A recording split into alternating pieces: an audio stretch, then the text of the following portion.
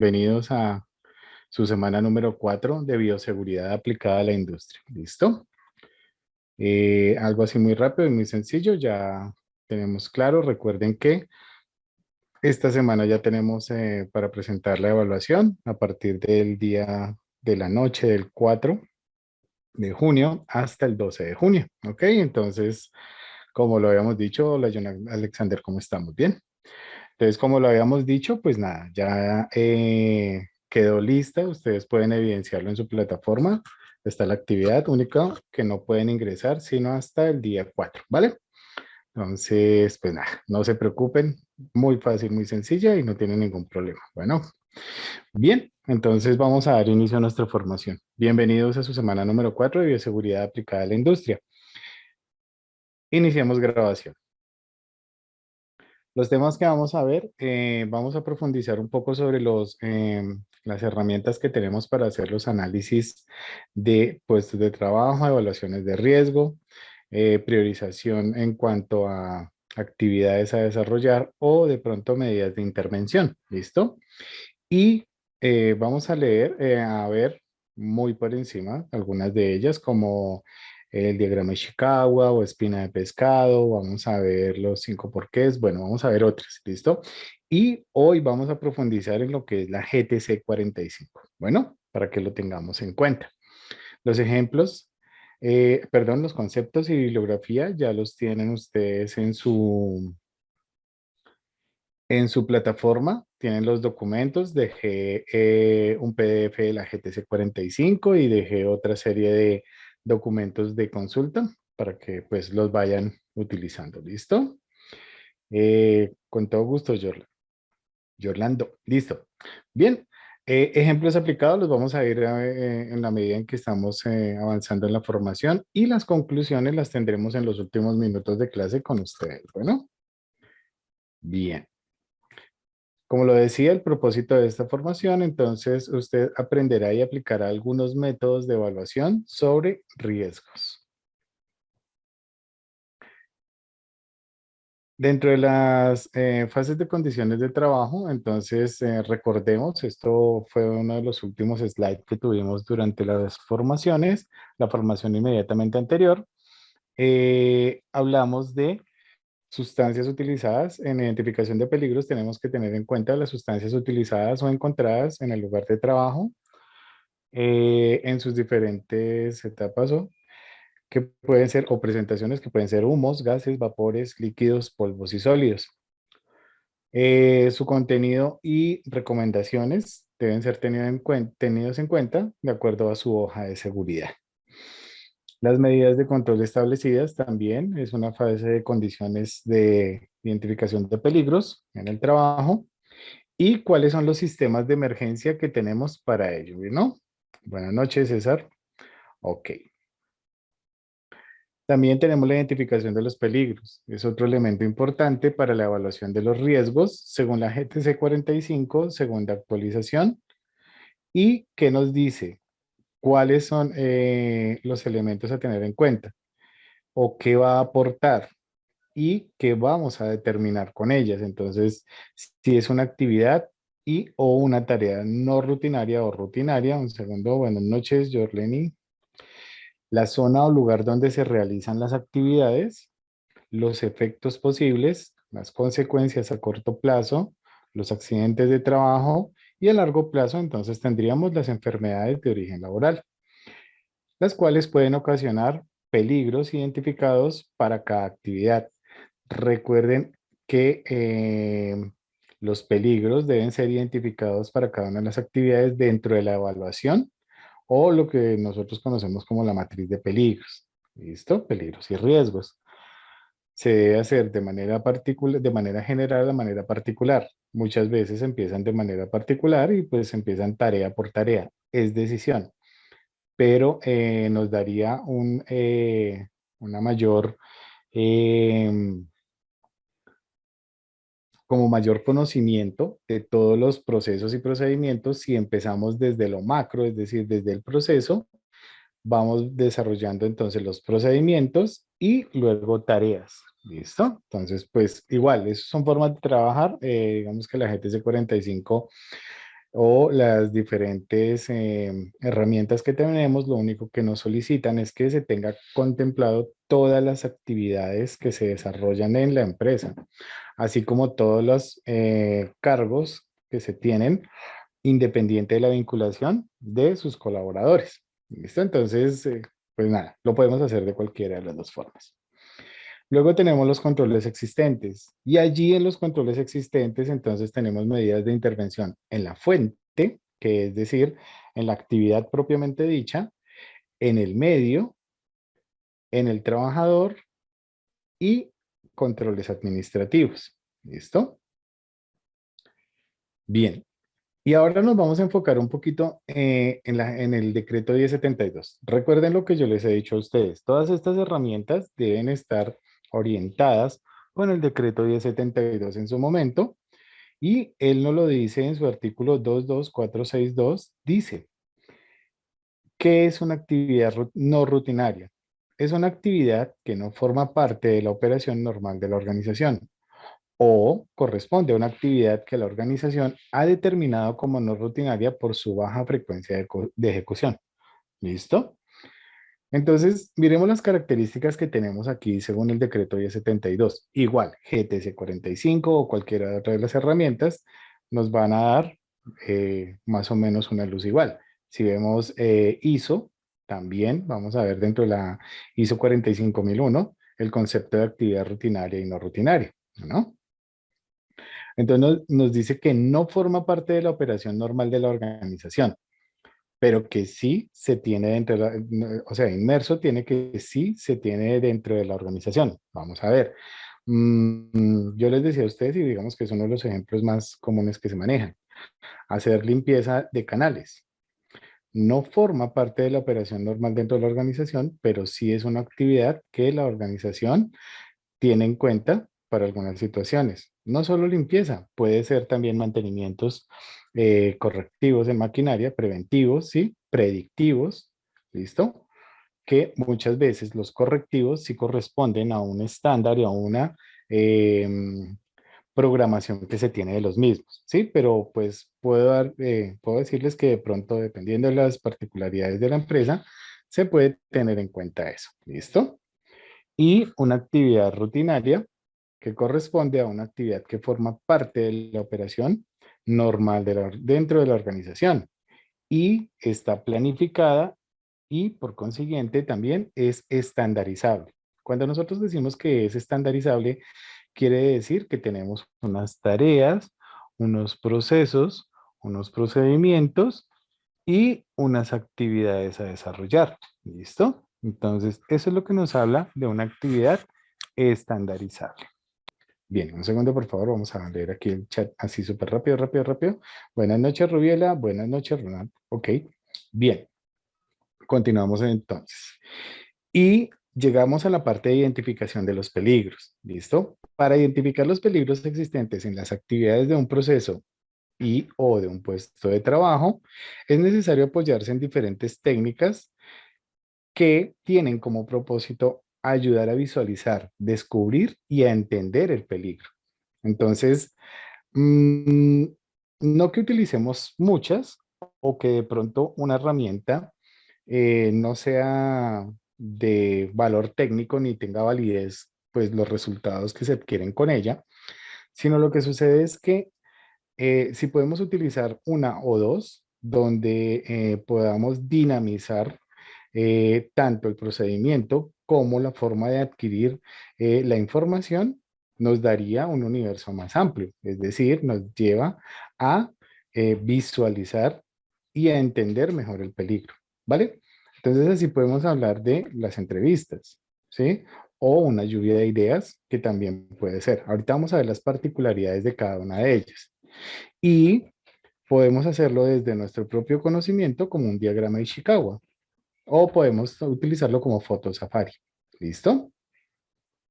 Bien. Un segundo, por favor. Rápido, rápido, rápido, rápido.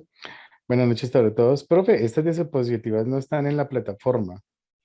Carmen, ¿es una pregunta o es una qué? Es una aseveración. O sea, ¿estás viendo en la plataforma que no están? Si no es así, Entonces, no te preocupes.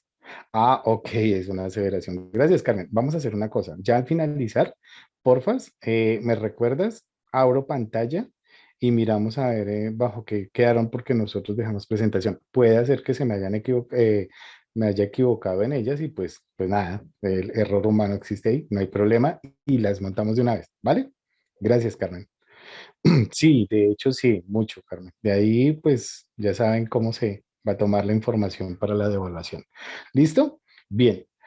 Entonces, la GTC 45 segunda actualización es esta hasta qué año va. Hasta el momento, Héctor, la tenemos a versión 2012, año 2012. ¿Listo? Segunda actualización. Lo que no implica que por ser del año 2012 y nosotros estar en el año 2022, se encuentre desactualizada. Para nada. Simplemente sigue siendo funcional, sigue siendo vigente y así, pues entonces se dejó versión 12, segunda actualización. Si llega a haber algún cambio radical, pues cambiaría en año, pero si hay una actualización, entonces se diría tercera actualización, cuarta actualización, pues dependiendo, ¿vale? Vale, con gusto, Carmen. Ok, bien.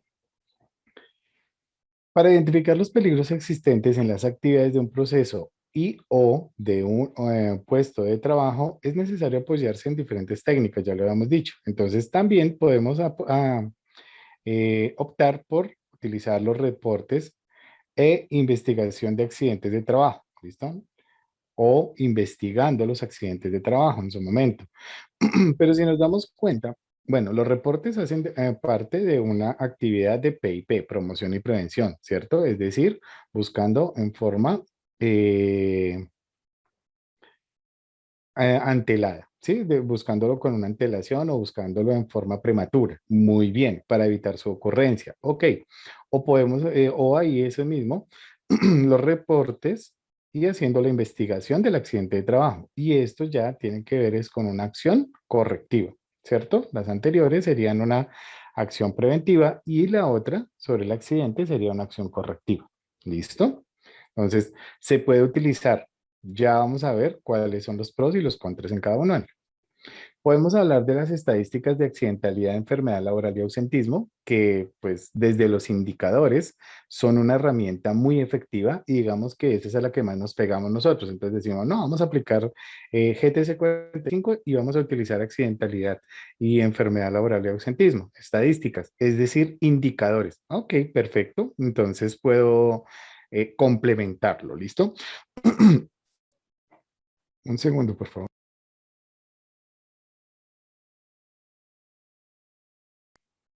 Listo, muchas gracias. Entonces, en ese entendido, mm, las dos tienen que estar orientados o deben estar apuntando a lo mismo, ¿sí? Sus resultados deben ser, si no idénticos, similares y no debe haber algún tipo de variación en ese aspecto. ¿Listo? Bien. Podemos utilizar también el autorreporte de condiciones de trabajo. Lo que Inmerso lleva este proceso de los reportes de condiciones de trabajo o el autorreporte más bien, antes que el reporte, es la capacitación que debemos brindarle a los colaboradores.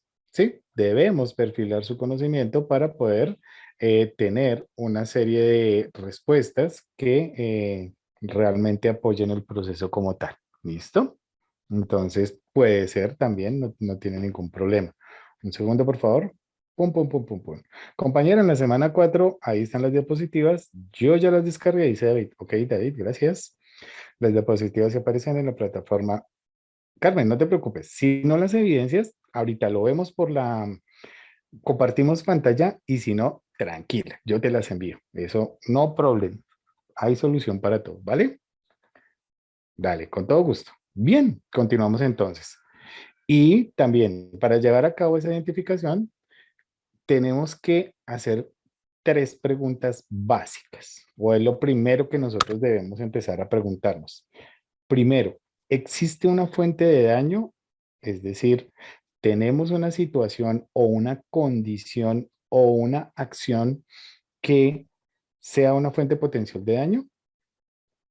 ¿Quién o puede ser dañado? Porque recuerden que nosotros, claro, nosotros en seguridad y salud en el trabajo prima lo que es la eh, el bienestar de los colaboradores, ¿cierto?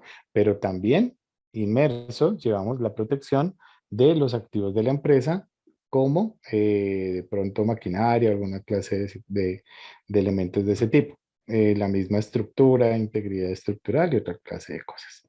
¿Listo? Bien, continuamos entonces. Vamos a ver entonces de algunas de las herramientas de las que hablamos antes. Hablemos de la lluvia de ideas. ¿Listo?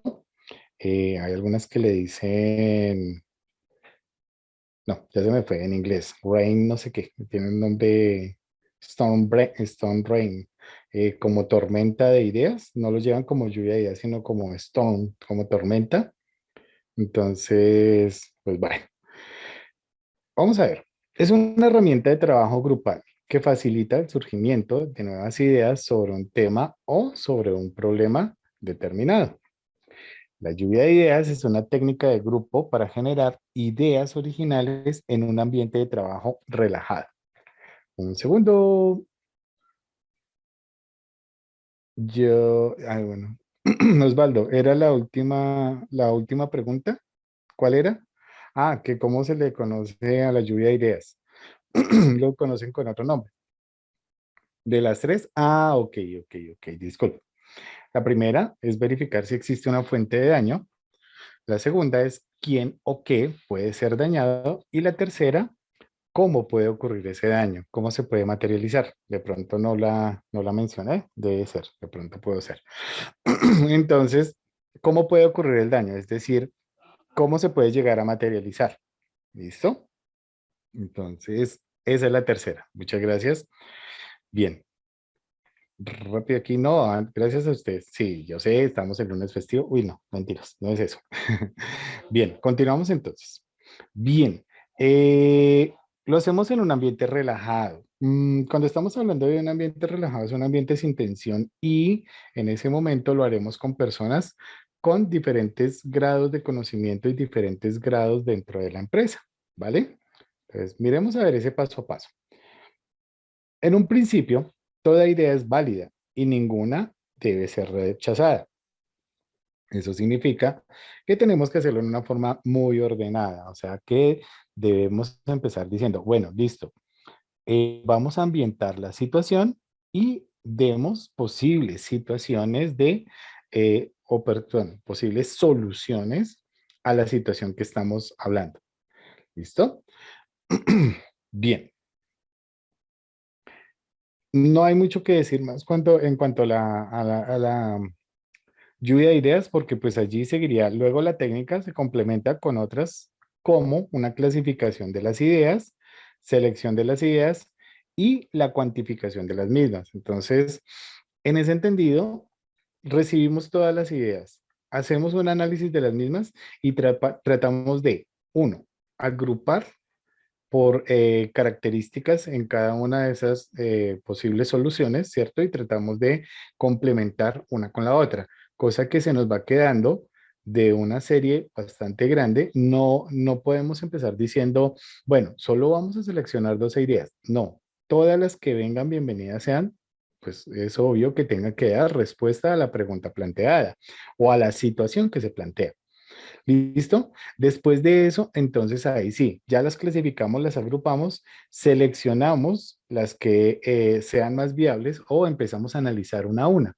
Y no por descarte, pero sí podemos empezar a complementarlas. Mire, muy bueno esto que está diciendo acá, agrupémoslo con esto que está acá y empezamos a generar entonces un collage dentro de una idea. ¿Listo? Las cuantificamos, es decir, tantas ideas salieron y sobre ellas podemos empezar a trabajar. ¿Listo?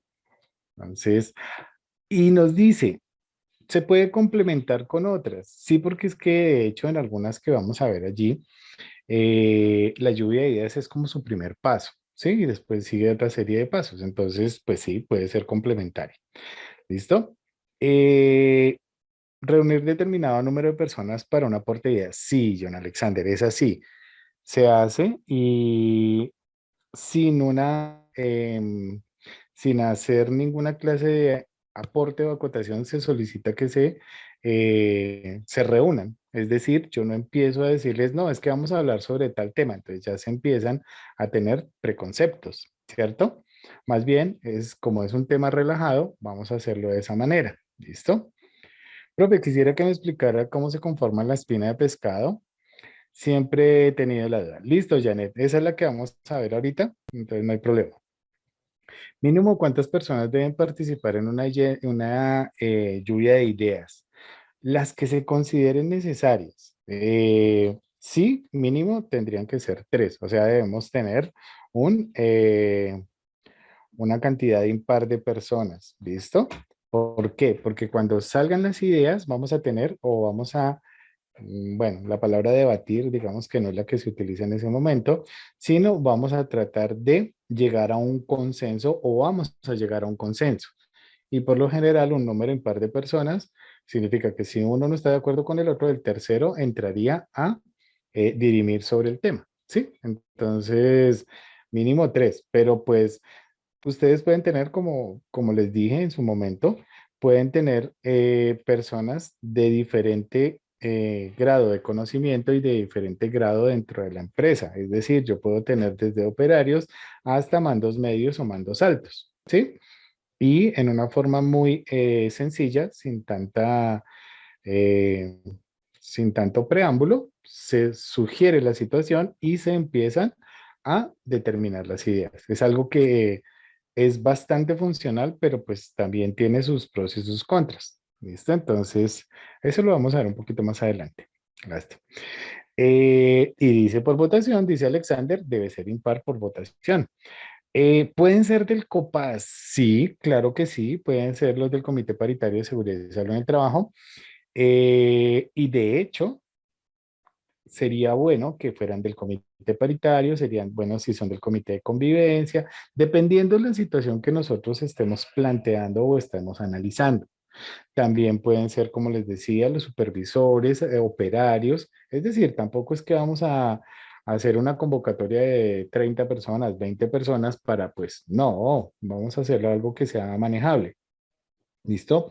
Digamos que la idea ahí es un representante de cada uno de los sectores, bien sea seguridad y salud en el trabajo, vuelvo y digo, mandos medios, mandos altos, y en el orden jerárquico, los menores ubicados jerárquicamente hablando. ¿Sí? Entonces, podemos hacerlo de esa manera. Y desde allí, al cuantificar las ideas, pues ya se determina cuál va a ser la acción que debemos tomar o cuáles son las acciones a seguir. Bien, hablemos sobre el tema de diagrama de Ishikawa o espina de pescado. ¿Listo? Bien, lo decía una compañera que tenía algunas dudas. Vamos a irlos llevando paso a paso. También se conoce como diagrama de causa y efecto o espina de pez o de pescado. El diagrama de Ishikawa es una herramienta de mejora continua enfocada a la calidad que muestra todas las posibles causas que existen detrás de un problema o un efecto determinado. ¿Listo? Dentro de las causas, entonces, por lo general nosotros los agrupamos de esta manera. Causas en cuanto a hombre, máquina y entorno. Y también en cuanto a materiales, método y medida. Y el efecto corresponde al problema de inmediato o el problema que se está generando. En este espina del pescado o Ishikawa, nosotros partimos del problema o del efecto y vamos a llegar hasta sus causas. ¿Listo? Dividiéndolo, aquí podemos dividirlo en otras, pero pues por lo general se manejan estas seis, pero volvemos y digo, se puede utilizar más. ¿Listo? Continuamos con el diagrama. ¿Cuáles son los pasos para tener o para desarrollar el diagrama de Ishikawa? Entonces, primero identificamos el problema. Identifica el efecto que desea analizar y escríbalo como un enunciado del problema en un cuadro a la derecha de la línea horizontal central. Es decir, generamos una línea, escribimos el problema, ¿cierto? Y empezamos a crear las ramas desde la flecha principal para las categorías de las causas. Entonces, estas son las categorías que pues, tenemos nosotros. usted puede aplicar otras dependiendo de las particularidades de lo que usted esté realizando o si considera que puede tener otro tipo de causas, ¿ok? Entonces, identificamos las principales categorías de las posibles causas, como pueden ser máquina, métodos, entorno, entre otros. Entonces, entorno, máquina, hombre, materiales, métodos y medida. ¿Listo? Bien. Y se crean ramas por arriba y por debajo de la línea de la flecha principal que se deriven del problema. Es decir, colocamos en estas categorías como encabezados y al final de estas sus ramas principales. Es decir, cuando hablamos de la subcausa o de la causa principal. ¿Listo? Manejo de materiales. Verónica, recuerda que interactuamos hasta el final. Gracias. Materiales. ¿Cuál es la causa principal? Existe pérdidas en materiales o no se están desarrollando las actividades como deben ser. ¿Cuál es? Bueno, empecemos de acá para allá porque si no, entonces nos vamos a perder un poquito. Problema. No vamos a hablar desde seguridad y salud. Bueno, si hablemos desde seguridad y salud en trabajo. Se presentan lesiones en los trabajadores. ¿Listo? Vamos a pensarlo de esa manera. Lesiones en los trabajadores en bodega. Entonces vamos a ir a materiales. Materiales. Entonces, causa principal, manejo de cargas. Subcausas, ¿cuáles pueden ser? Entonces, volumen de manejo de carga. ¿Sí? Vamos a ponerlo de esa manera.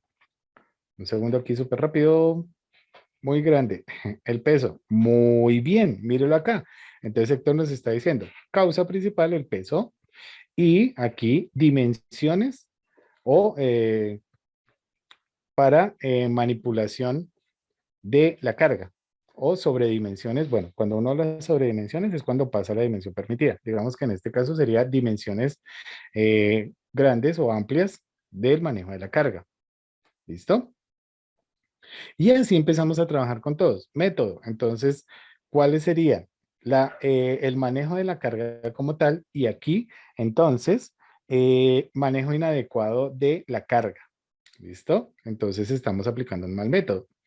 Medidas de prevención, medidas que debo tener. Entonces, ¿cuáles son las dimensiones y medidas que puedo tener aquí? ¿Sí? En cuanto al hombre, entonces capacitación, ¿cierto?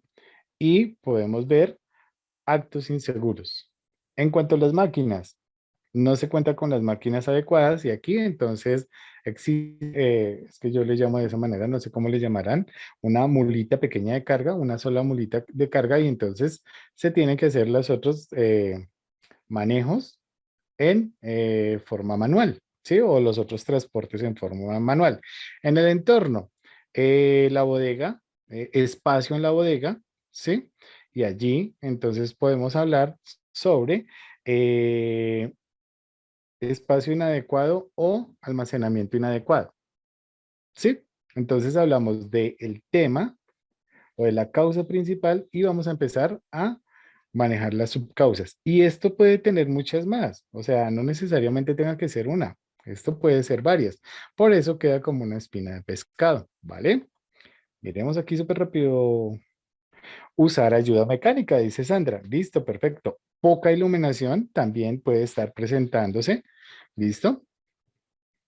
Pero bueno, miremos que la poca iluminación estaría ya con un efecto como puede ser un accidente de trabajo, ¿sí? Y está bien que la utilicemos también, puede utilizarse, ¿listo? Entonces, como en este caso, digamos que son posibles problemas en manejo de carga o accidentes, bueno, puede ser también accidente por manipulación de cargas o porque en algún momento la carga no se encontraba bien estibada o bien ubicada, puede ser también.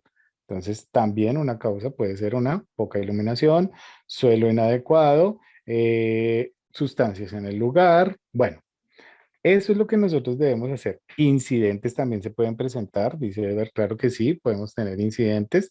Entonces, eh, digamos que desplome, que sería bueno, ese ya sería un accidente como tal, desplome dentro de las estivas de la carga o puede ser en algún momento caída de algunos o que se ladean como tal las torres que se tienen o con las que se arman en la carga, ¿cierto? Entonces puede ser ese también. Falta de señalización correspondiente también a una clase de accidente o un incidente que se puede presentar en algún caso. Muy bien. Se asegura que el área esté despejada para mover cargas. Silvia nos dice acá, y claro que sí, por eso les digo, esas son las particularidades que nosotros debemos analizar cuando estemos utilizando el diagrama de Ishikawa. ¿A qué es lo que voy a perfilarlo? ¿Listo? Por si puede ser accidente de trabajo o por si puede ser posible situación relacionada con el trabajo. Entonces, enfermedades de origen laboral. ¿Listo? Bien, bien, eso es, así es. Muy bien, compañeros.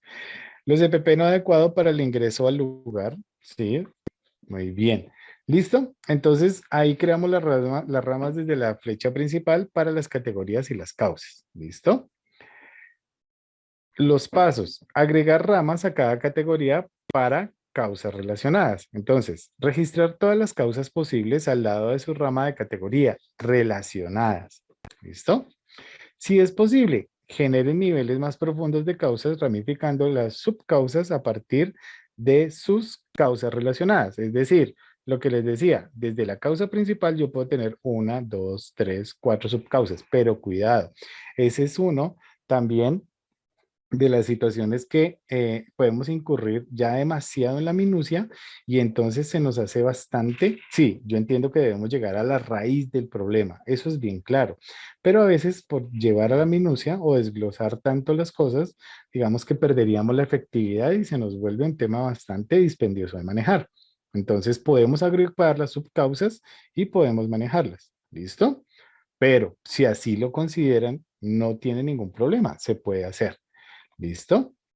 El incidente se corrige por medio de la espina de pescado. Así podemos identificar fallas que se presentan en el almacén y evitar los accidentes. Sí, Edward, sí, se puede hacer por ese. No podemos utilizar otros métodos, que puede ser árbol causal y otra serie de cosas. Claro que sí. Muy bien.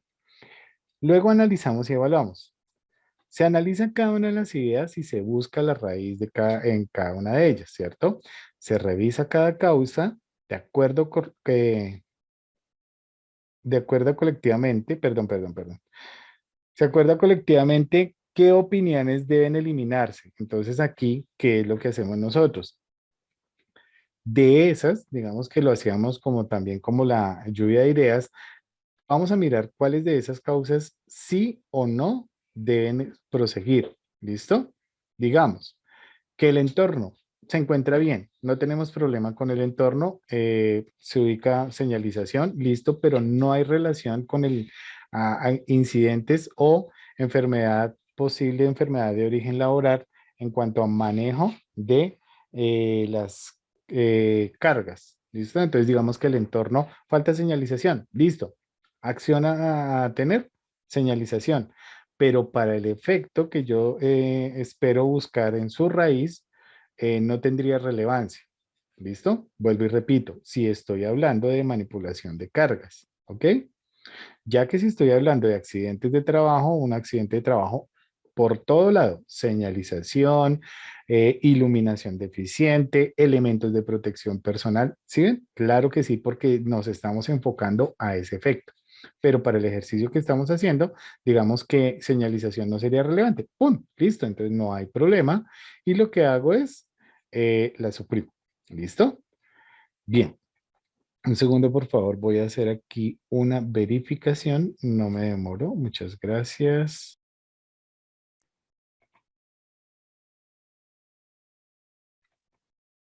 Listo, perfecto. Ya, gracias. Qué pena con ustedes. Entonces, y luego empezamos a priorizar las causas restantes para hacer un análisis más profundo. Entonces, digamos que para ese efecto de lo que estamos hablando de manipulación de cargas, nos quedan hombre, máquina, ¿cierto? Material, método, digamos, nos quedaron esos.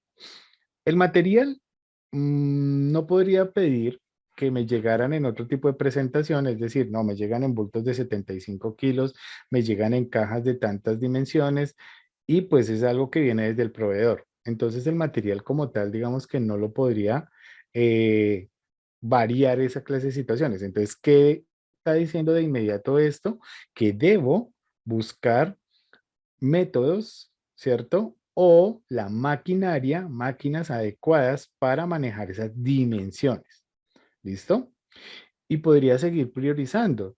Yo diría, bueno, si tenemos relación hombre-método, porque no poseemos la máquina, y digamos que esa ya sería una, una causa principal, comprar la maquinaria adecuada.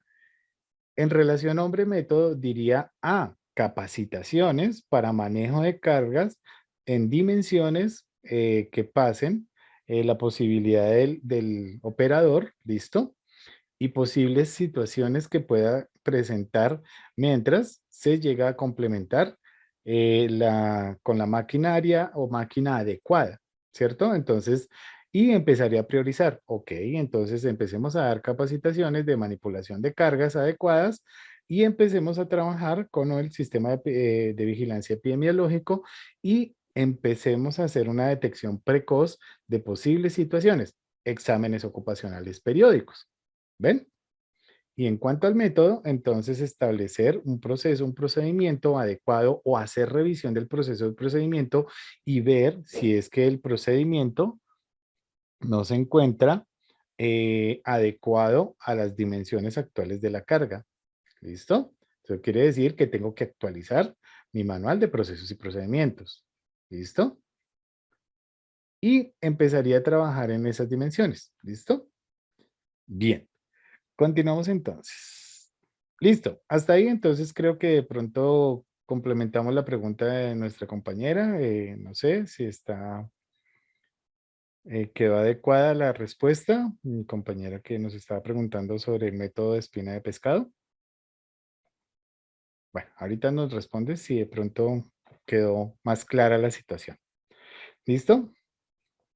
Ahora vamos a ver entonces otra de las herramientas, las fotos Safari.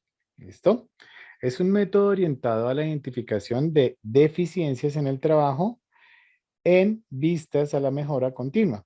El propósito es que se vean y se comprendan los procesos de trabajo, las formas de cooperación y los hábitos, es decir, la cultura de los colaboradores. ¿Listo? Todo esto se hace utilizando la tecnología digital como base para la observación en el centro de trabajo, es decir, cámaras fotográficas, cámaras de video, ¿listo? Eso es lo que podemos utilizar. Tiene sus pros y sus contras. Vamos a ver, en la parte derecha de la pantalla ustedes están observando más o menos un formato y también dejé un formato para que ustedes lo tuvieran, formato Foto Safari. Y este es una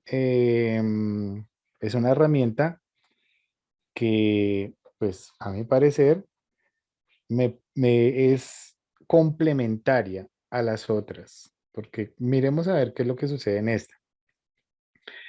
Hablemos aquí del formato un momentico y ya después seguimos profundizando sobre Foto Safari. Entonces nos dice, bueno, el nombre de la empresa y el proceso que nosotros vamos a evaluar o identificar su peligro. En la actividad tenemos, en la actividad o en el puesto de trabajo, y los comentarios de los aspectos más importantes de dicha actividad o el puesto de trabajo. Es decir, dígame usted, explíqueme usted o lo hago por percepción, yo lo hago y digo, estas son las actividades a desarrollar o a tener en cuenta. Y tomo las fotos. ¿Cuáles son las observaciones? Lo que yo pude evidenciar en el momento. ¿Por qué nos dice que las fotos Safari? Porque de hecho es un proceso donde yo tomo fotos en una forma desprevenida y esas fotos pueden evidenciar cosas que yo no pude evidenciar en su momento. Por eso les digo que este para mí es una herramienta de complemento. Para otros colaboradores, otros profesionales, puede ser una herramienta esencial y en la cual se pueden basar. Tiene toda el respeto y tiene toda la validez del caso. ¿Listo? Bien, continuamos entonces. ¿Cómo se desarrolla el proceso de las fotos Safari? Entonces, en primer lugar, es importante encontrar la persona adecuada y explicar, como siempre lo hemos dicho. ¿Listo? El objetivo y la forma de utilizar los resultados. ¿Listo? Los equipos de observación deben impulsar el diálogo y el intercambio de experiencias. Los aspectos a observar, el papel que se va a desempeñar. ¿Listo? Esto ya nos deja entrever que tenemos que tener equipos de trabajo, es decir, vamos a tener cierta cantidad de personas haciendo esta tarea como tal, ¿listo? Y la idea es poder interactuar antes de empezar a desarrollar este método de Foto Safari, ¿listo? La empresa debería ofrecer una pequeña charla introductoria centrándose en los datos de interés para el grupo.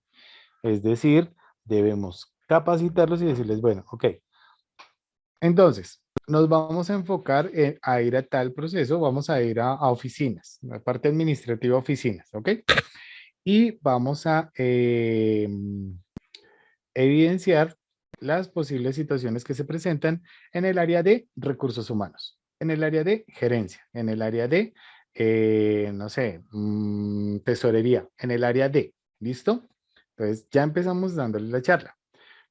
Pero, un segundo, se puede utilizar para identificar actos y condiciones subestándar. Claro que sí, Edgar, pero entonces ahí es donde yo quiero como, por eso me estoy yendo paso a paso, porque no quiero desvirtuar la herramienta, pero sí quiero que ustedes tengan en cuenta cuáles son los pros y los contras, ¿vale? Y ya vamos a hacer énfasis sobre lo que nos dice nuestro compañero. Listo. La charla introductoria nos dice, bueno, ¿en qué nos vamos a enfocar nosotros? Ojo, en qué nos vamos a enfocar no significa es cuáles son los errores que yo voy a buscar, sino en qué dependencia es la que yo me voy a enfocar. Y tomamos las fotos, pero cuando nos dice qué actividad o puesto de trabajo y cuáles son los aspectos más relevantes, implica que yo tengo una interacción con los operarios. ¿Listo? ¿Y qué sucede?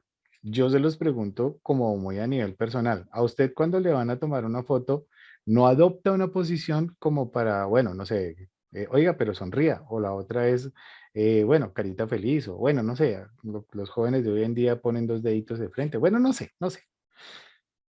¿Por qué quiero hacer caer en cuenta eso? Porque entonces, y voy a tomar unas fotos, llego a su puesto de trabajo y le digo, bueno, entonces estamos aplicando un método que nos permite determinar si tenemos en algún momento alguna clase de situación o respondiendo a una eh, queja, bueno, no lo llamemos como queja, sino una inquietud que se presenta y vamos a evidenciar si existen posturas inadecuadas, por decir algo. O no comento nada, sino empiezo a decir, no, mira, es que yo trabajo en seguridad y salud en el trabajo, vengo a hacer un análisis de puesto de trabajo.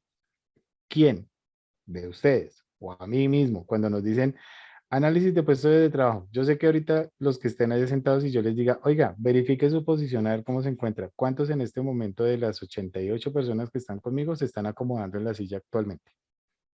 Entonces, eso pasa con las fotos Safari. Por eso hay que hacerlo de una forma en que o yo estoy aplicando esa clase de encuesta y preguntándole a la persona y hay otra persona que está tomando fotos en forma desprevenida. Pero eso no significa que no voy a decirle a los colaboradores, vamos a tomar unos registros para soportar nuestra actividad. Es decir, no los vamos a poner sobre aviso, ¿sí? Y entonces las fotos ya lo vamos a ver aquí, cómo se toman y en qué forma se pueden tomar. Dice rápido aquí un compañeros,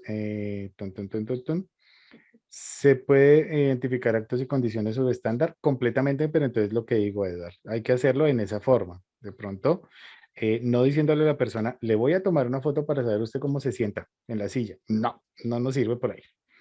Las fotos desprevenidas en el trabajo las puede utilizar para identificar un casi accidente, un incidente y para reportar, Osvaldo. De hecho, estas fotos son para tomar condiciones inseguras y más que reportarlo es tomar acciones para prevenir la ocurrencia de un accidente o un incidente, ¿ok?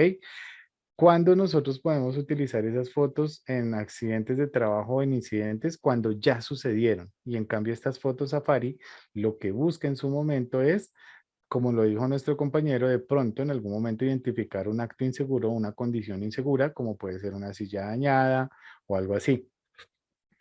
Eduardo dice yo. Ya se acomoda.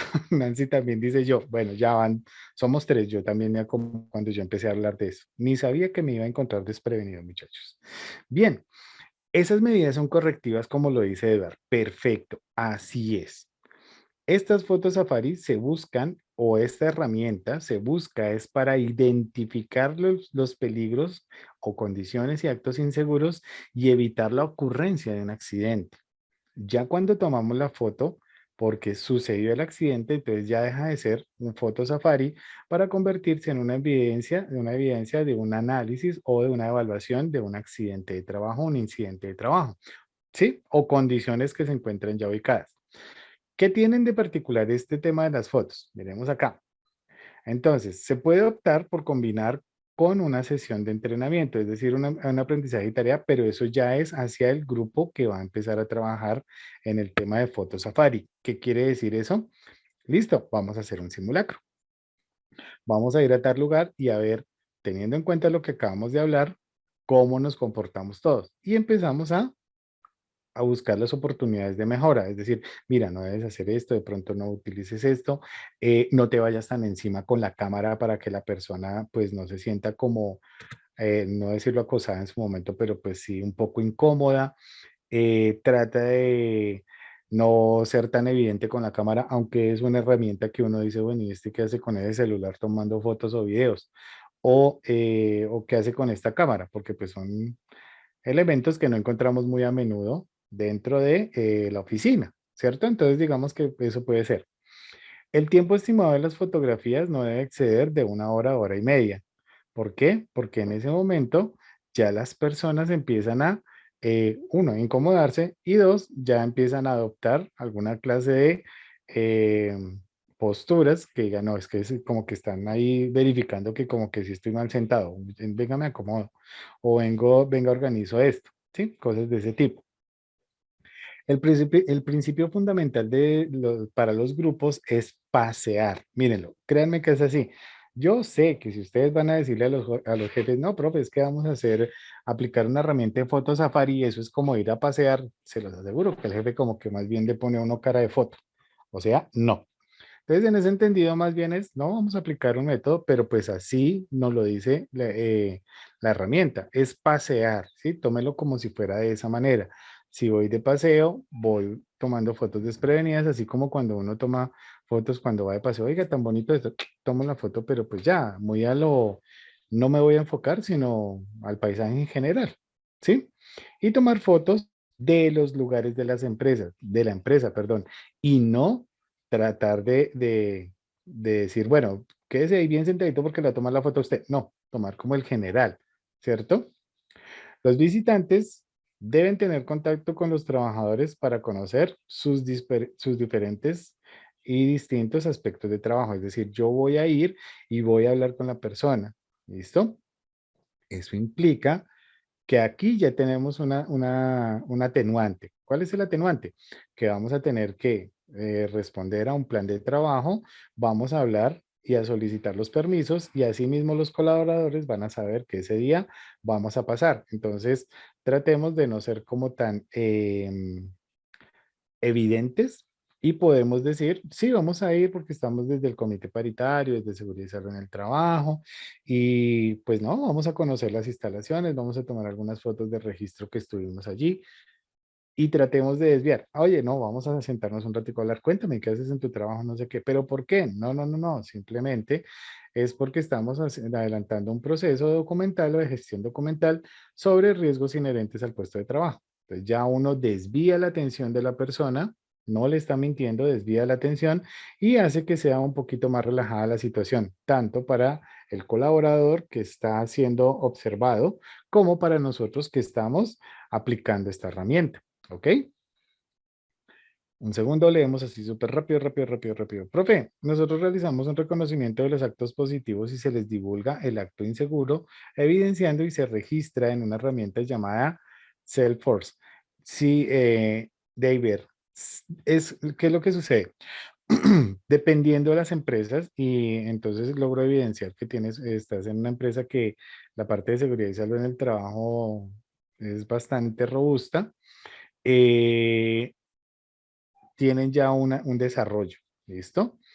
Y ya tienen un plan o planeación de identificación de condiciones inseguras y actos inseguros. Asimismo, con el reconocimiento de actos seguros como tal o actos positivos.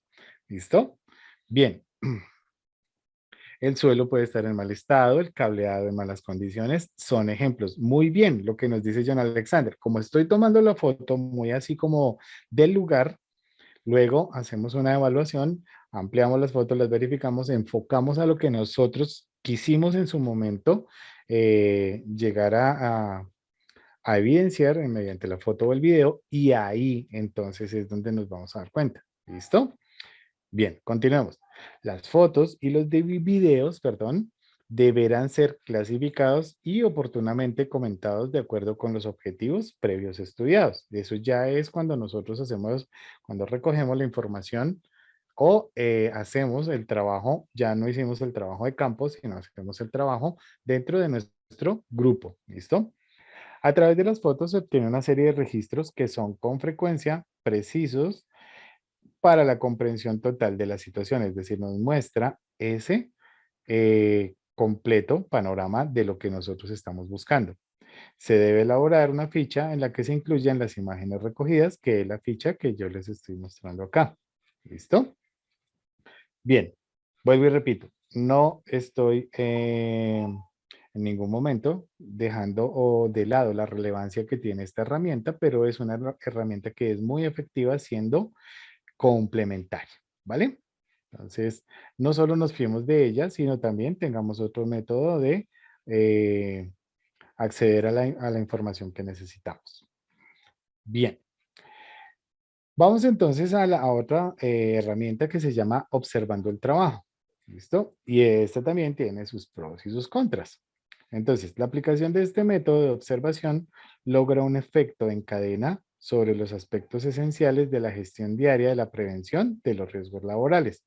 Miremos que esta puede ser muy de la mano con la que nos dice aquí nuestro compañero David sobre el reconocimiento de los actos positivos. Miremos por qué. Vamos a ver.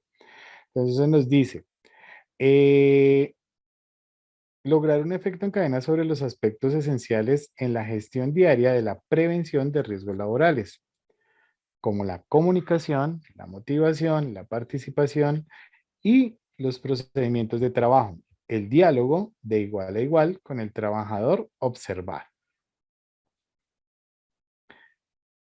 El observador debe tener un entrenamiento previo. Esto implica observar cada variable y o aspecto que debe identificar previamente, evitando perderse en detalles sin importancia.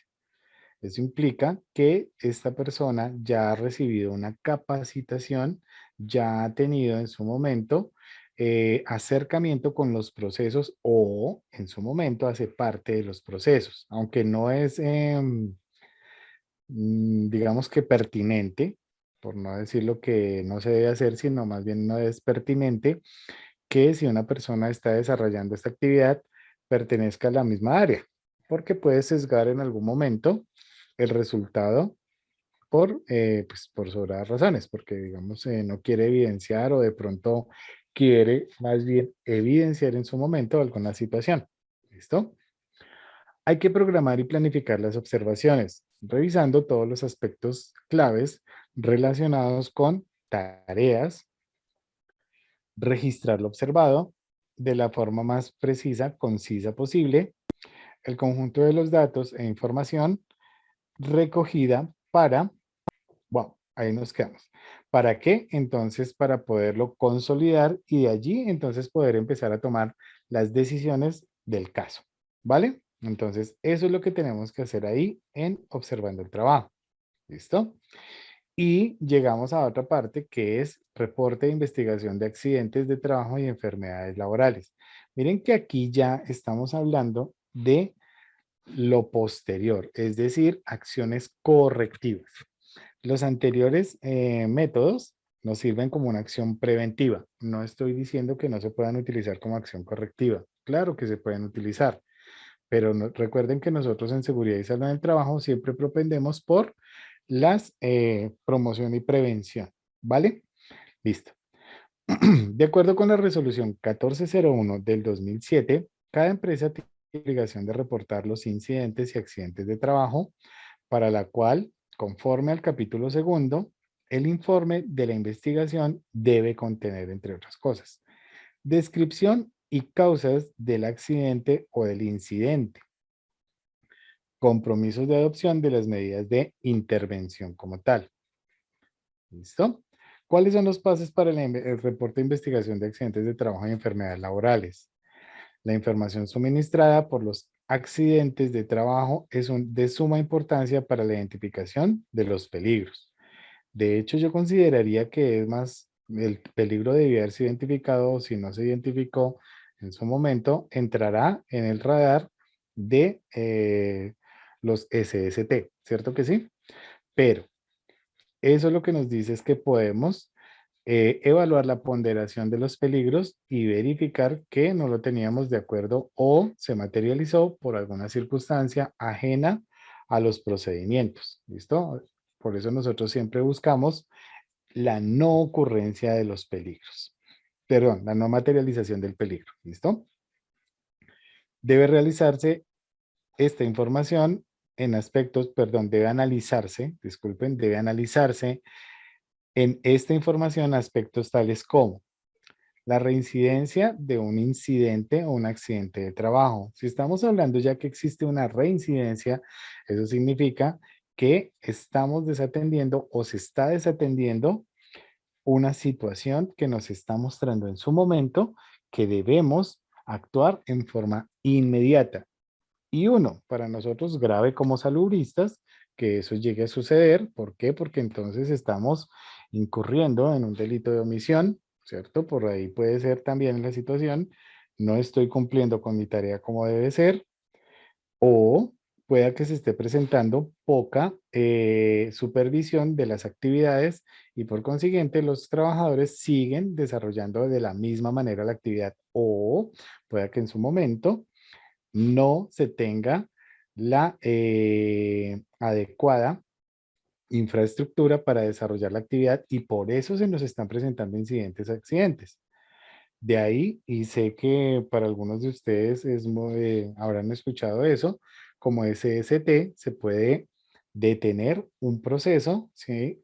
Se logra determinar o se evidencia que existe un peligro inminente o existe una inminencia de la ocurrencia de un accidente de trabajo, ¿cierto? Entonces, sucede en algunas empresas, en otras no se da esa potestad, pero sí se debe reportar e informar de manera inmediata. ¿Listo? También esta información eh, también tiene o aborda aspectos como las causas básicas e inmediatas, que pues allí es utilizando alguna herramienta como las que vimos en forma en los slides anteriores. ¿Listo? También nos debe mostrar cuáles son las consecuencias de cada accidente de trabajo, pues que ya es la ocurrencia y es ya lo obvio para tener en cuenta.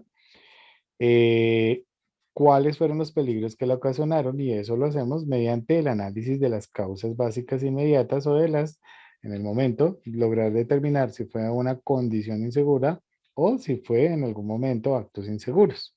Y pues tener en cuenta qué es lo que debemos o cuáles son las medidas de intervención para evitar la ocurrencia del mismo. ¿Listo? O la reincidencia en el mismo. El cumplimiento de los compromisos de adopción de medidas de intervención. ¿Listo? Un segundo, por favor, miremos el chat. Yo aplico la matriz de hallazgos, actos y condiciones inseguras como medida de promoción y prevención. Muy bien, identificación de la ocurrencia de los incidentes de trabajo o accidentes de trabajo como una medida correctiva. Bien, Eduardo, así es. Esa es la forma. Muy bien. Estas herramientas pueden ser preventivas o correctivas y pues lo que buscamos siempre es que sea preventiva. ¿Listo? Bien. También podemos hablar de las estadísticas de accidentalidad, enfermedad laboral y ausentismo, que hablábamos de ello, que para eso nos podíamos suplir de los indicadores como tal o de pronto de algunas otras medidas que tenemos para evaluar o para medir la eficacia o la efectividad de el accidente de trabajo, perdón, del accidente de trabajo, del sistema de gestión de seguridad y salud en el trabajo y de las medidas de intervención. El decreto 1072 de 2015 en su artículo 224622, literal 8, establece el análisis de los registros de enfermedades laborales, incidentes, accidentes y ausentismo laboral por enfermedad como un indicador del sistema de gestión de seguridad y salud en el trabajo. ¿Ven? Entonces nos suplimos de los indicadores del sistema de gestión. Debido a que los indicadores que más pueden aportar a la identificación de peligros son los específicos de enfermedad laboral y de accidente de trabajo, que indiquen la causa que lo genera, indicando también cuáles fueron los factores de peligro, de riesgo, de peligro, no controlados en la empresa. Profe, pero es que un indicador como tal no me va a dar los factores de peligro y de riesgo. No, pero recuerden lo que hemos dicho. Estas son herramientas que complementan. ¿Listo? Entonces, puedo servirme de un análisis de puesto de trabajo o de un Ishikawa, ¿sí? O espina de pescado, y podemos complementarla con estadísticas de accidentalidad y incidentalidad, y eso me puede dar una tendencia. ¿Listo? Entonces, eso me permite priorizar en ese momento cuáles son los elementos a tener en cuenta para poder llegar a la causa raíz. ¿Listo? Bien. Y nos quedaría la evaluación de riesgos en cuanto a lo que hablamos de GTC. Vamos a empezar a hacer esa inmersión en lo que es una GTC. ¿Listo? Dentro de la evaluación de los riesgos también se tiene evaluar en forma cualitativa o cuantitativamente los riesgos que existen. Y aquí ya empezamos a hablar de la famosa matriz de evaluación de riesgos, que es una que se puede utilizar, listo, que por aquí creo que un compañero nos había hablado un momentico, la matriz de hallazgos y actos y condiciones inseguras. Aquí la tenemos como matriz de evaluación de riesgos, ¿cierto? Y hace parte también de la GTC 45. También debemos analizar si el riesgo puede ser eliminado o si no, o no. Bueno, si puede ser eliminado o no. Si no, se debe decir si es necesario adoptar nuevas medidas para reducir el efecto del mismo. ¿Listo? Ya vamos a ver qué es ese tema de eliminación, sustitución y otras. También tenemos la etapa de análisis del riesgo que comprende las fases de identificación y estimación del riesgo como tal, la valoración del riesgo, que es definir si los riesgos detectables son tolerables o no, que eso es la parte de valoraciones, el control sobre el mismo, que aquí es donde nosotros debemos hacer mucho énfasis, porque muchas veces dentro de la evaluación de los riesgos nos quedamos solo en esa etapa. ¿Y qué pasa con esos riesgos? ¿Cuál es el plan de acción? ¿Cuáles son las medidas a tomar? Ah, no, yo evalué el riesgo, yo los dejé y aquí hay un cuadro que me dice cuáles son los riesgos en su momento eh, de mayor prioridad. Pero bueno, sí, ya acaba de decir que son los riesgos de mayor prioridad, pero ¿qué pasa con él? Entonces ahí es donde hablamos del control del mismo. ¿Listo? En algún momento lo conocemos también como gestión del riesgo. Y esa gestión del riesgo, que lo vimos en algún momento en alguna de las formaciones, nos dice eso, nos dice no solo es analizarlo, valorarlo, sino controlarlo y evaluar las medidas de control que se hicieron y asimismo determinar su efectividad o si en algún momento es necesario utilizar otras medidas. ¿Listo? Entonces, dentro del control del riesgo nos habla que el propósito del control del riesgo es analizar el funcionamiento, la efectividad y el cumplimiento de esas medidas de protección para determinar y ajustar sus deficiencias. Ojo, cuando yo estoy hablando de medidas de protección, no estoy hablando única y exclusivamente de los elementos de protección personal. Se habla de todas las medidas de control, es lo que nos estábamos mirando por allí que veíamos que era eliminación, sustitución, controles de ingeniería y otros que vamos a ver un poquito más adelante. ¿Listo? Entonces, muy de la mano, recuerden, cuidado con ese tema, lo que es el control de riesgo o también que lo conocemos de otra manera como la gestión del riesgo como tal. Bueno, bien. Y aquí vamos a ver ya como las fases de evaluación, ya todo lo que hemos venido hablando lo vamos a ver en este cuadro muy resumido.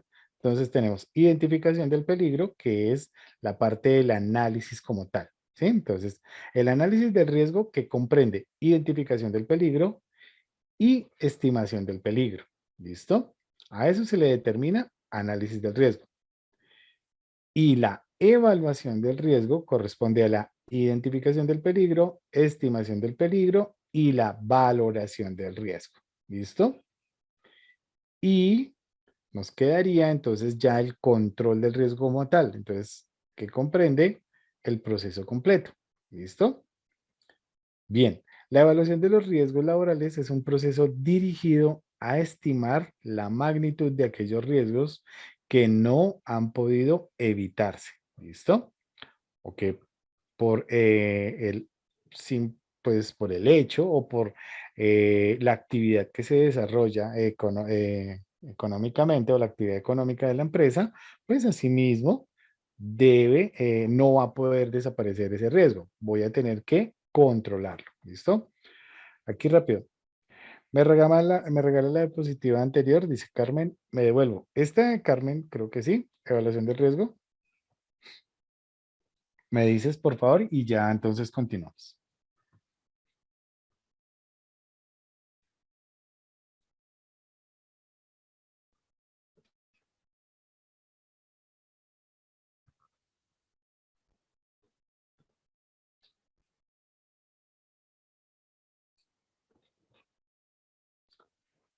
¿Listo, compañeros? Bien. Dale, con gusto, no hay problema, Carmen. Con gusto. Vale, vale, vale. Continuamos entonces. Entonces, continuamos con el tema. Un segundo, por favor, que también estoy haciendo aquí un ajuste. Un ajuste. Dice, profe, ¿esto también es de uso de la GTC 40, de la ISO 45001? Sí, completamente, John Alexander. Porque, ¿qué sucede? A ver. Las ISO como tal son normas que a nivel mundial contemplan mucha normatividad que nosotros podemos tener, no solo en nuestro país, sino muy a nivel mundial. ¿Sí? Aunque sea como tan redundante, pero es que quiero que quede como bien clara esa situación. Entonces, si vamos a hablar de la ISO 45001, la ISO 45001 tiene como base el ciclo PHBA, planear, hacer, verificar, actuar. ¿Listo? Si vamos a hablar de normatividad nacional, entonces tenemos el decreto 1072 del 2015, ¿cierto? Donde tenemos el ciclo PHBA. Y dentro del ciclo PHBA, una sugerencia es manejar la evaluación del riesgo, como lo hemos dicho, como lo hemos visto acá. Sí, Sandra Milena, la respuesta es sí y a todas. Sí, son desde todas las clases. ¿Listo? Entonces, bien. Entonces, en ese entendido, el ciclo PHBA, dentro de la evaluación del concepto que tiene, me habla sobre el control o la gestión del riesgo. Por eso les decía que lo pueden encontrar como control de riesgo o gestión del riesgo. ¿Ok? Y corresponde a estos pasos. Y eso nosotros tenemos una norma que pues aplicó en su momento, que es la GTC 45. Entonces, sí, muy de la mano, muy direccionados, por eso es que la ISO 45001 va a ser en su momento eh, un, un segundo, por favor, disculpen.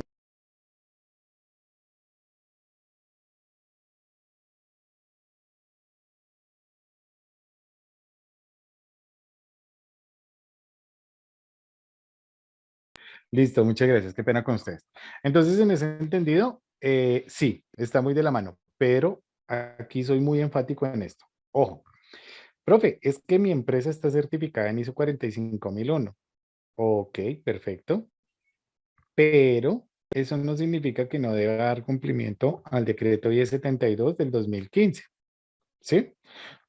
O a la resolución 0312 del 2019, porque las ISO son normas de adopción voluntaria. ¿Listo?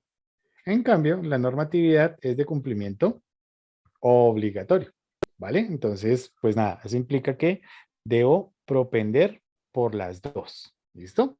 Para que lo tengamos en cuenta. Listo. ¿Qué significa cuando a los SST les dicen CISO? Ese CISO, más o menos, es algo así. Ese, más o menos así. Seguridad y salud ocupacional. Seguridad industrial, salud ocupacional. Los CISO. Entonces, por eso les colocan así. ¿Listo? Seguridad y salud ocupacional. ¿Ok? Oh, tranquilos. Bien, continuamos entonces. Seguridad industrial, salud ocupacional. Sí, Ferney, solo que se escribe así porque en un comienzo era seguridad and, este es el and, que nosotros lo conocemos como I, salud ocupacional. Entonces, por eso era que, y así como todos siempre nos arreglamos, así en Colombia lo ponemos muy rápido, CISO. HSE significa en inglés Health, Safe and, bueno, te los pongo en español. Seguridad, em, Environment, que sería salud, seguridad y parte de medio ambiente, pero no lo tenemos. HSEQ, calidad. No, es que HSEQ sí es con calidad. ¿Sí? Health, Safe and Quality. Este ya es Quality. ¿Listo? Entonces, esta HSEQ significa seguridad, salud, medio ambiente y calidad. HSE, entonces es solo seguridad, salud y, bueno, la parte de como medio ambiente, seguridad y salud. Los HSE, entonces volvemos a la misma. ¿Listo? Bien, continuamos. Vamos a ver cuáles son algunas de las metodologías, entonces ya habíamos hablado de ellas y vamos a empezar a profundizar aquí. ¿Listo? Bien. De por sí todos terminamos siendo HSEQ.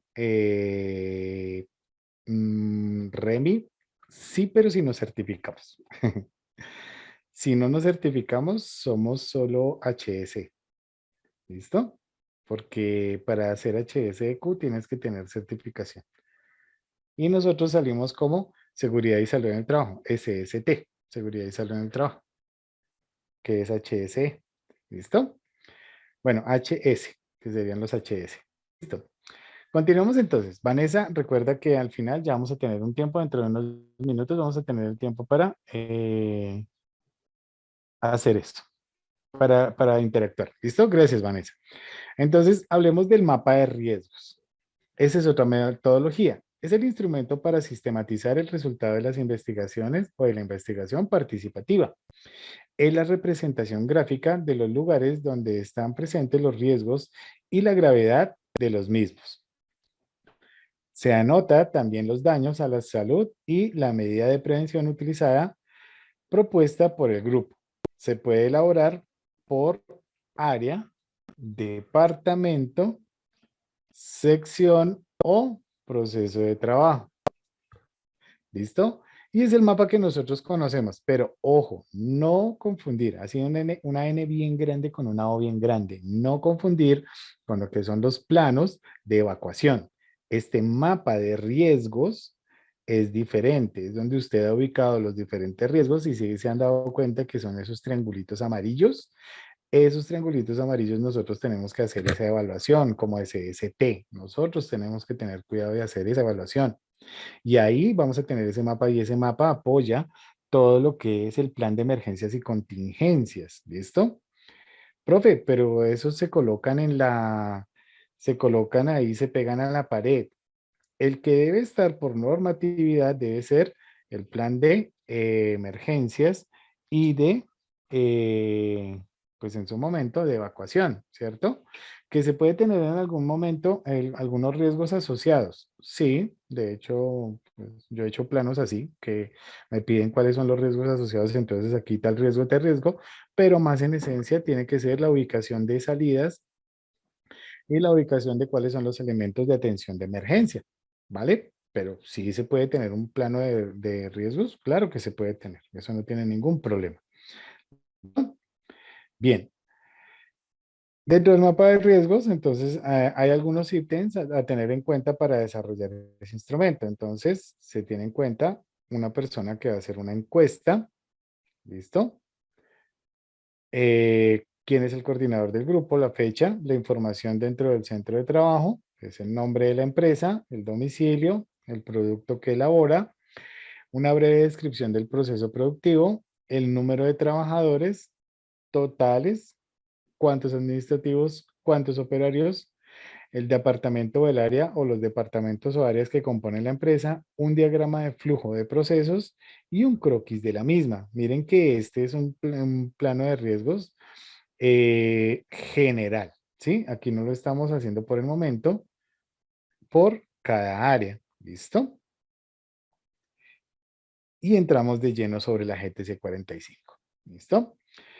El modelo de guía técnica colombiana GTC 45, segunda actualización, entonces nos dice, fue ratificada por el Consejo Directivo el 20 de junio del 2012. Esta guía está sujeta a ser actualizada permanentemente con el objeto que corresponda en todo momento a las necesidades y a las exigencias actuales. ¿Listo? Esta guía presenta un marco integrado de principios, prácticas, criterios para la implementación de la mejor práctica en la identificación de peligros y la valoración del riesgo, en marco de la gestión del riesgo de seguridad y salud ocupacional. Este documento tiene en cuenta principios fundamentales de las normas OSHA 18001. Recuerden que estas normas ya cambiaron, quedan como ISO, ¿cierto? Eh, y se basa en el proceso de gestión de riesgos desarrollados en las normas British Standard, es decir, las 88, las 8800 y las NTP, que estas NTP son del Instituto Nacional de Seguridad y Higiene del Trabajo Español, las famosas INSHT, ¿listo? Así como las NTC y las normas ISO 31000 sobre gestión del riesgo, ¿listo? Profe, ¿podrías devolver un momento la diapositiva? Dice Laura, con gusto, Laura. ¿Aquí, Laura? No sé. O acá, bueno, no sé. ¿Acá sería? ¿Me confirman?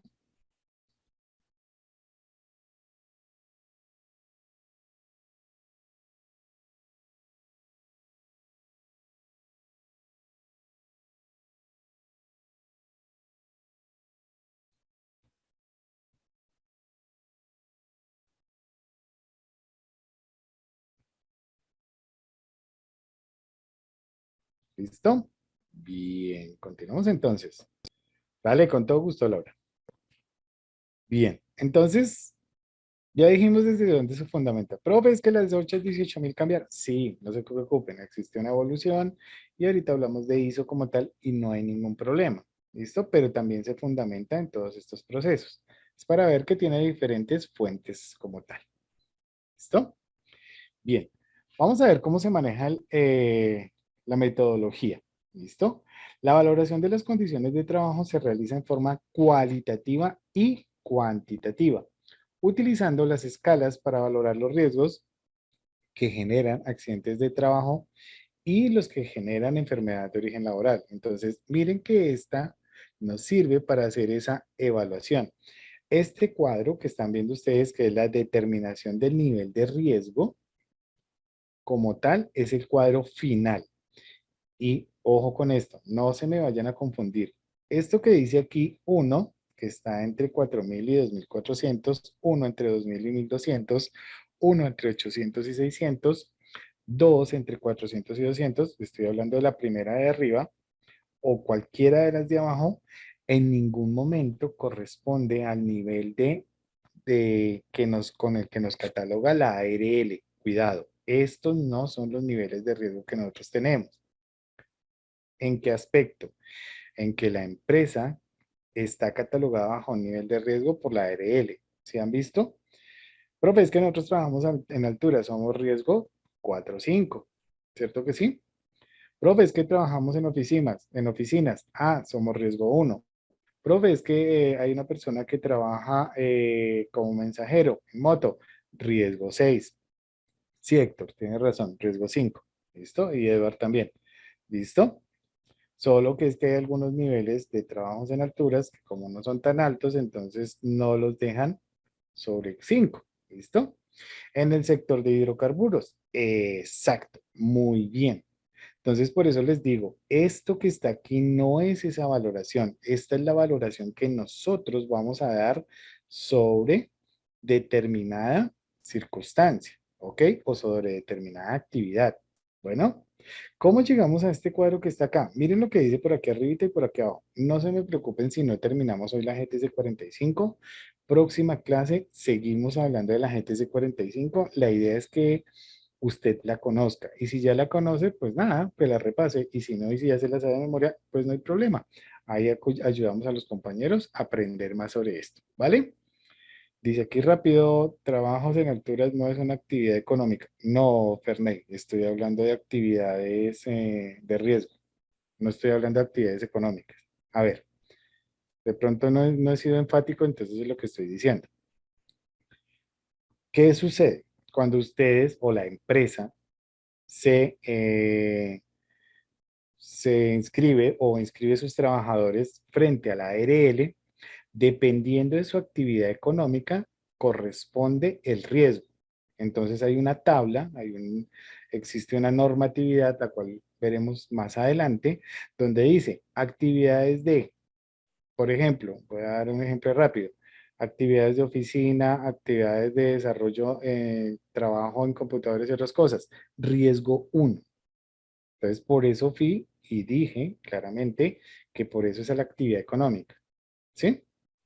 Entonces, empresas que desarrollan actividades de trabajo en alturas, riesgo 5. Ahora sí, entonces para que no se me vayan a confundir, por eso estoy siendo tan enfático, ¿vale? Ahora, esto que estamos haciendo acá es para determinar el nivel de riesgo de una tarea, de un proceso, de un procedimiento dentro de la empresa. Entonces, por eso les digo, no se me vayan a confundir porque aquí dice uno, 2 y llega hasta el 4. ¿Ven? Eso es lo que digo. Y 3. ¿Vale? Rápido, rápido, rápido, rápido. Trabajo en alturas de su actividad según el código SIU y FERNEI. SIU se escribe CIIU. ¿Listo? Código Internacional de Actividades Económicas. Listo.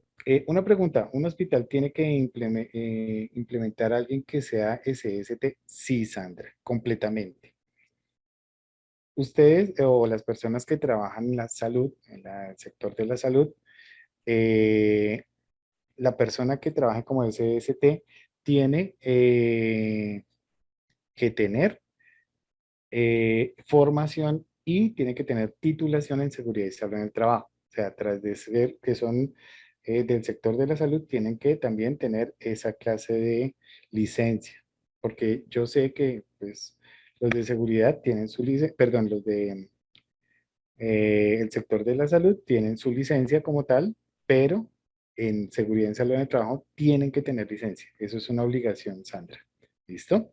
De tal manera que si ustedes miran dentro del sistema de gestión, un psicólogo que puede determinar algún tipo de enfermedad de origen laboral, tiene que ser un psicólogo con título de psicólogo más un título de seguridad y salud en el trabajo, o un médico tiene que tener su título de médico más el título de seguridad y salud en el trabajo. No pueden estar, uno no homologa el otro. ¿Listo? Harold me habla de fuerza pública, sí señor, son los riesgos más altos. En la empresa en la que trabajo nos inscribió la ARL en riesgo 5 porque estamos lavando fachadas en un hotel, es decir, trabajo sobre alturas. Así es, tal cual. Trabajo bajo tierra, excavaciones, sí señor. Seguramente por el manejo de químicos o posibles trabajos en alturas. Más que eso, Hamilton es el trabajo en alturas, porque cuando existe riesgo de químicos es cuando existe por su concentración. ¿Listo? Digamos que ellos utilizan el químico, si es claro, que utilizan el hidrolavado y toda esa clase de cosas que utilizan para limpiar y después para sellar y bueno, la cita, mortero y todo ese tema, pero más que por la concentración es por el trabajo en alturas. John Alexander, nosotros como saluristas, ¿quién nos da? La licencia nos la da la Secretaría de Salud o quien haga sus veces en el sector donde ustedes se encuentran, o las departamentales o distritales, dice Alberto. Bien, perfecto, así es, tal cual. Listo, compañeros. Entonces, claro para todos, ¿listo? Entonces, mucho cuidado con eso. Bien, entonces aquí nos dice nivel de riesgo. Nivel de riesgo, NR es nivel de riesgo, es igual a NP por NC. ¿Listo? ¿Y qué es esto de NP por NC? Entonces nos dice, NP es el nivel de probabilidad, ¿vale? Y NC es el nivel de consecuencia. ¿Listo? Así se leen estas siglas que están acá. NR es nivel de riesgo, NP nivel de probabilidad, nivel de consecuencia. ¿Ok? Entonces, en su momento, ¿qué me está diciendo? Que para que yo determine mi nivel de riesgo, debo tomar una coordenada que es el nivel de probabilidad, ¿cierto? Por su nivel de consecuencia. Y así es que yo me ubico en este cuadro, por coordenadas. Nivel de probabilidad por nivel de consecuencia. Y que determine que sea rojo, amarillo, blanco o verde. Eso es lo que vamos a ver paso a paso. ¿Listo? Bien, continuamos. Entonces, para la evaluación de cada peligro identificado, miren lo que me está diciendo acá. Yo debo haber hecho una evaluación de cada peligro. Me devuelvo un momentico. Por aquí yo les dije que había una guía para estudios de procesos de trabajo y hay que hacer esta evaluación. ¿Listo? Para llegar a para hacer esa, bueno, después de hacer esa evaluación, entonces ahora sí empiezo. Para evaluar cada peligro que yo identifique mediante ese proceso, yo no puedo llegar a aplicar la GTC 45 de una vez si todavía no tengo identificados o no tengo claros. ¿Por qué? Porque debo hacer el análisis, así ya los tengo identificados. ¿Listo? Así los tengo identificados, debo en su momento volver a verificarlos y volver a hacerlo. ¿Listo? Si es necesario. Es mejor que empiecen así, porque a veces en esa identificación de peligros dejamos unos de lado, tenemos unos que ya contemplados dentro de los documentos que ya no aparecen. ¿Sí? Entonces es mejor que lo tengamos actualizado. Y entonces me dice, para la identificación se utiliza el nivel de riesgo. Entonces ya lo dijimos. Y el nivel de riesgo está determinado por el nivel de probabilidad multiplicado por el nivel de consecuencia, es decir, por coordenada. ¿Listo? Vamos a ver cómo lo hacemos. Nivel de probabilidad, perdón, el nivel de probabilidad, ¿listo? Acá, nivel de probabilidad. ¿Cómo hago yo el nivel de probabilidad? Vamos a primero a despejar esta parte de acá y luego vamos a mirar esta de acá. Para identificar el nivel de probabilidad, entonces debo aplicar la siguiente operación. Nivel de probabilidad es igual al nivel de exposición de la tarea por el nivel de deficiencia de la misma. ¿Listo? Entonces, paso a paso, despacio. Si tienen alguna duda, no se me preocupen, me devuelvo y volvemos y lo explicamos ahí. ¿Listo? Entonces, me dicen nomás. Bueno, listo. Entonces ya dijimos que para hallar el nivel de probabilidad tenemos que tomar el nivel de deficiencia de la tarea por el nivel de exposición de la misma. ¿Y qué es esto del nivel de deficiencia y del nivel de exposición? Vamos a verlo. Entonces, en primer lugar, para lograr determinar el nivel de deficiencia de los peligros de las condiciones de seguridad o para los cuales el efecto posible es un accidente de trabajo, se debe utilizar una tabla. Entonces miremos que el nivel de deficiencia, me devuelvo un momentico y digo, nivel de deficiencia me dice que está en 2, en 6 o en 10. Vamos a mirar solo esta parte de acá, en 2, en 6 o en 10. Entonces me dice, califique el nivel de deficiencia si se presenta lo siguiente. ¿Se acuerdan que en un comienzo nos decía que es una forma cualitativa y cuantitativa para presentar estas actividades? Entonces vamos a mirar desde la forma cualitativa. Y me dice, mi nivel de deficiencia corresponde a cómo desarrollo yo la tarea, si tengo todos los elementos del caso o si me han dado todas las herramientas necesarias para trabajar. Veamos el ejemplo que dijimos por ahí en su momento cuando estábamos haciendo la espina de pescado y Chicago, que dijimos, vamos a evaluar manejo de, perdón, manejo de cargas. Y dijimos, un compañero dijo, no, es que son demasiado grandes. Entonces, si yo tengo todos los elementos necesarios para manipular esa clase de cargas, entonces eso es lo que se llama el nivel de eficiencia. ¿Listo? Si no tengo los elementos, también es nivel de eficiencia. Entonces vamos a ver. Es bajo mi nivel de eficiencia si no hay ninguna consecuencia o la eficacia del conjunto de medidas preventivas existentes es alta. Es decir, si tengo las herramientas adecuadas, ¿cierto? Si en ningún momento se ha presentado que nadie se ha quejado por manejo de cargas o ha tenido lesión de algún tipo, entonces me dice que mi nivel de deficiencia en esa tarea es bajo. ¿Listo? O ambos, es decir, si las medidas preventivas junto con que no se ha presentado ninguna consecuencia, se han presentado ambas, entonces el riesgo está controlado y mi nivel de deficiencia en la tarea es bajo. ¿Listo? Esto lo vamos a ver ahorita en la próxima tabla, entonces no se me preocupen por esto, solo aquí nomás. ¿Listo? Entonces, eso es lo que pasa si mi nivel de deficiencia es bajo y no le coloco ningún valor. Pero si mi nivel de deficiencia se detectó en algún momento algún peligro que puede dar lugar a consecuencias poco significativas, es decir, manejando la carga, vamos al mismo cuento, manejando la carga. Si en algún momento se presentó que alguien de pronto se llegó a quejar de algún tipo de dolor, o vimos que es que no, ese señor tiene que hacer unos esfuerzos, nunca se ha quejado de dolor, pero tiene que hacer un esfuerzo súper grande, o tiene en algún momento que manejar eh, cargas que son sobredimensionadas para él. ¿Listo? Lo hacen de a dos, de a tres, a veces lo hacen solos, bueno, pero que no ha habido ningún problema. O la eficacia del conjunto de medidas preventivas existentes es moderada. Vemos que esa persona está manejando cargas, no se ha quejado nunca, pero de todas maneras se evidencia una sobredimensión.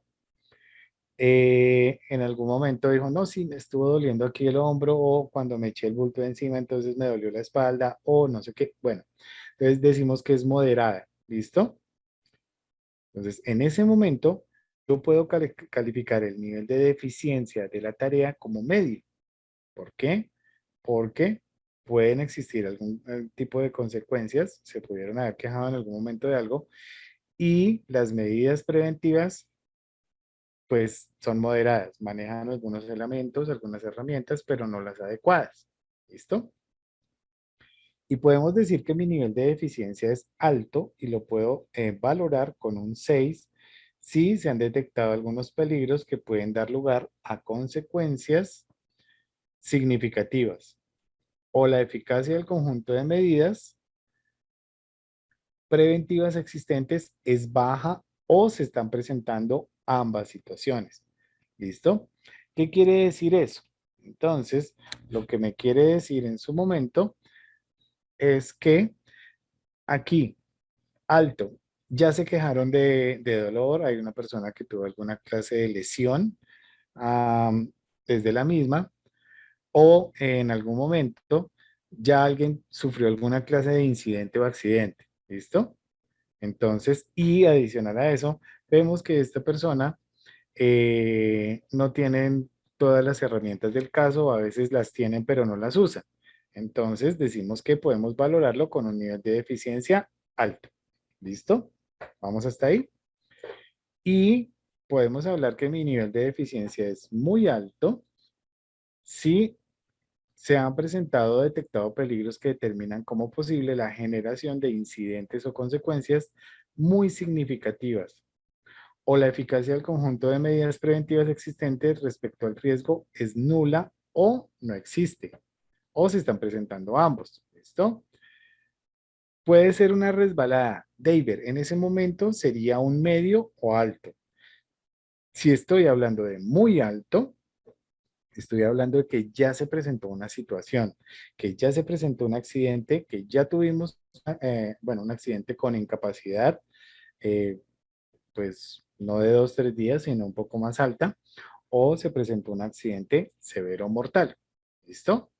Y evidenciamos realmente, o lo vemos, que no tienen ninguna clase de medidas preventivas o no hay ninguna herramienta necesaria para que puedan manipular adecuadamente la carga. ¿Listo? Bien. Son las 9:52. Vamos a detenernos acá. No se me preocupen. Próxima clase vamos a continuar, vamos a retomar, vamos a volver a hacer un recorderis y vamos a terminar completo lo que es la GTC 45. ¿Listo? Voy a dejar de compartir.